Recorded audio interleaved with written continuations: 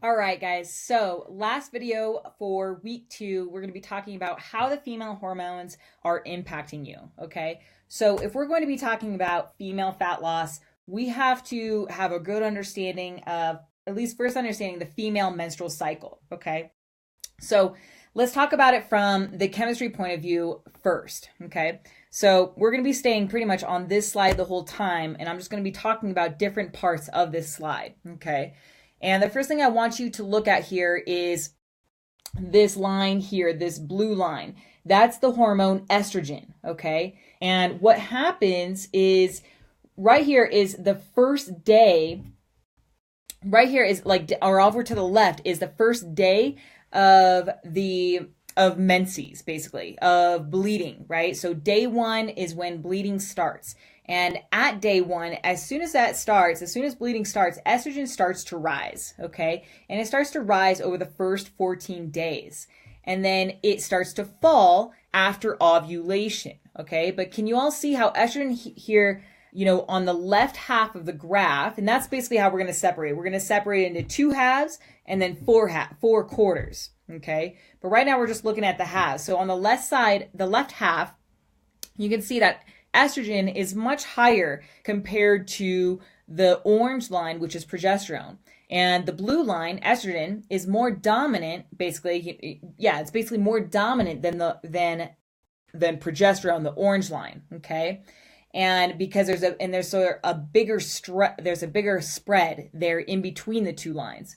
So that tells you that the first 14 days of the menstrual cycle are an estrogen dominant time. There's more estrogen, less progesterone in the first 14 days. In fact, a lot of people don't know, but women and men actually have the same amount of progesterone circulating through their bodies until women ovulate. And then progesterone rises.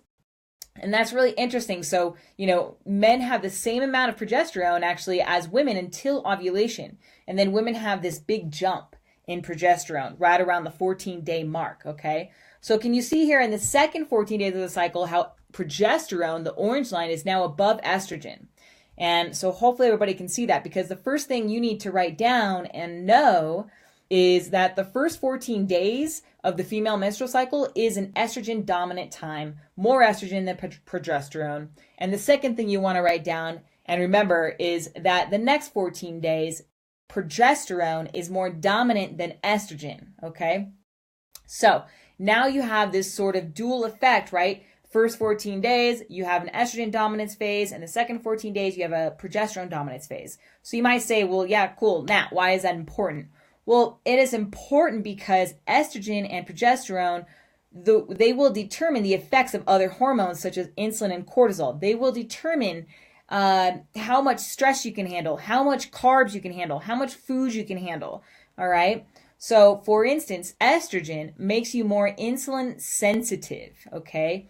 Estrogen makes you more insulin sensitive, which means estrogen makes you better able to tolerate starchy carbohydrate-rich foods and sugary foods and basically all the good stuff, all right? All the junk food. And estrogen is also anti-cortisol, meaning that estrogen makes you less reactive to stress, meaning you can handle a lot more stuff. You've got your battle gear on. I look at it as a shield, right? Estrogen is like a real thick, nice shield, and progesterone is like another thin shield over that. And estrogen, when you're high in that state, you've got your battle gear on, you're ready to kick ass and take names and handle more things, in life. Can be able to work out more, work out harder, sleep less, eat more junk food, be able to take on like deadlines and like projects with just a little bit more ease without it affecting your heck. That's what I mean, is that it's not going to throw your heck out of check because you're more resistant, you're more stable, okay? So the first 14 days, you're more likely to have heck in check, okay? So it's pretty good to have estrogen around, okay? So if you have enough estrogen around and you're not going to respond as negatively to starch and sweet foods, okay? You're going to be able to handle stress a lot better. Now, progesterone, on the other hand, it's going to be a little bit different, okay? Progesterone antagonizes the effects of estrogen, And they're like sort of opposites. Like they're sisters, they work together, but they're kind of opposites. Estrogen's like my go-to girl, like get after it. And then progesterone's kind of like my be careful, be easy, like don't get hurt, okay, kind of sister. All right. And when you're in a progesterone dominant time, starchy foods, sweet foods may actually start to affect you more negatively, and than they were in the estrogen phase. Okay. And so this part may be confusing to you because both estrogen and progesterone are anti-stress. They both are like stress shields. And it's important to know as we move forward because, I'm going to repeat it one more time. Estrogen is dominant during the first 14 days of the menstrual cycle, and that makes you less reactive to starchy sweet foods, okay? And less likely to store fat and more likely to eat them and be able to build muscle and less of that getting into fat storage. And estrogen is also anti-stress, but in the next 14 days, progesterone, when that's dominant, meaning now you're going to be affected by carbohydrates and starchy foods a little bit more, okay? A little bit more negatively. You're going to be more likely to store fat when you eat them in the second 14 days. But all throughout the menstrual cycle, both estrogen and progesterone help you combat stress, okay? And this is going to be really important for you to understand this because the final thing to understand about the menstrual cycle is that look what happens right before menses. So those last 4 days, like around, day 28 or so to, day 1, the estrogen and progesterone are going to fall off abruptly, all right? They both go down to really low levels. And so what happens when you lose their effects, stress is going to be more of an issue, right? So any kind of stress, such as like poor sleep or more workouts, it's going to throw your heck out of check a lot quicker. And starchy carbohydrates may also be more of an issue.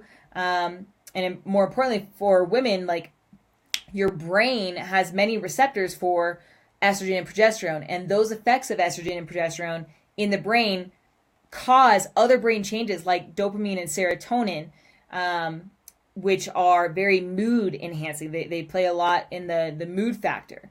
And so the chemical serotonin is a mood relaxing brain chemical. So now it makes a little bit of sense that, at the time right before menses, a lot of women can be negatively affected mood wise, right? When estrogen and progesterone are really low, you have these brain changes going on, and you guys can tell me, what happens when this stuff, when these levels drop. Usually, craving wise at the end of the menstrual cycle, cravings typically go up for a lot of women, and they typically crave chocolate or sweets and sugary foods, okay? And actually there's a reason for why you crave chocolate. I'm going to explain that in a bit. So it's beneficial for women, to acknowledge this, all right? So now we have this whole picture of estrogen dominant time and a progesterone dominant time. And then you also have this high craving, high stress reactive time at the end of menses, which is kind of like the last few days of your cycle where women are the most negatively affected, okay? So everyone hopefully is together on that, because as we move forward, I'm going to explain to you how you can use this knowledge, or how we are using this knowledge to actually burn fat and tailor your diet in a way that makes this really useful, all right? So the next thing I'm going to cover is the female phase training, the different phases, which are the phases of the diet and exercise that I put my clients through, that I cycle them through. And just so you know, if you don't have a menstrual cycle, this is still very beneficial for you. You are still producing hormones. They are just at very low levels, okay? And also the other point is that the cycling approach that we are doing is better than not cycling. The worst thing you can do with a diet is doing the same thing day in, day out, week in, week out, month in, month out, year in, year out. Okay, that will not work for very long. And so you want to be one step ahead of your metabolism, and this is a very great way to do it. Okay, so we have different phases of the menstrual cycle. We just went over them, right? Estrogen and the progesterone dominant phase, and then where they're both low at the very end. And you can look at these three phases like that, or you can actually break them up into 4 phases, which is what I like to do to really maximize fat loss from very specific areas, okay? as well as to minimize fat storage when estrogen is at its highest. So as you know, we break it up into 4 different phases: phase 1, 2, 3, and 4. And basically what's going on here is we want to take advantage of, women have very stubborn fat issues, as you're going to learn in the rest of the program, but women tend to store fat in the hips, butt, and thighs. And when estrogen is high, it is very difficult to lose body fat from those areas. So we want to be able to maximize fat loss when estrogen is low, because estrogen kind of like hangs on to things. And when estrogen is low, it's like a gate. It's like an open gate where we have the opportunity to go in there and release fat more readily when estrogen isn't there to protect it. Okay. And so we do that through phase 1, which is why we push during phase 1. All right. That's our time to kind of eat less, exercise more, and do your typical dieting approach. And that's going to target fat loss from the hips, butt, and thighs. Then phase 2, we're going to give you a break and we're going to focus on building muscle, because that's when, as you can see, estrogen is at its highest. You can eat more starchy foods without it storing fat as well, okay, as much. And then phase 3, we need to sort of deload, because your stress is going to be a little bit more of a factor. Starches are going to be a little bit more factor, carbohydrates. And so we will transition into less volume. All right. And so that's like our yellow week. All right. And then the last week, when hormones are at its lowest, when you kind of feel like the most drained, and just no motivation, kind of moody, that's when we just woosah, right? We just go zen. We walk. We don't spend much time in the gym. And we manage stress. We manage stress because that is when you are most reactive to stress. And so we want to be doing lots of rest and recovery activities. And when you do that, as you're going to learn in this program, the best thing for belly fat is walking, naps, listening to music, doing very relaxing and restorative activities. And so that is our time to really target belly fat, is phase 4. Okay. And so I like to really look at it you can look at it in different phases or different colors, whatever way is best for you. I also look at it as we go push, perform, play, and pull, right? Pull back. So we're going to push on the metabolism in week 1, perform, meaning more training, kind of like re-stimulate that metabolism with more food, more exercise. Then we're going to play. We're going to lay off a little bit, just kind of have fun in the gym, but still get some workouts in. And then we're going to pull back completely off a week. Okay. And so this is how it's all laid out. And this is how we're going to target certain body fat areas, and why, because of where the hormone levels of estrogen and progesterone, how they cycle. Okay.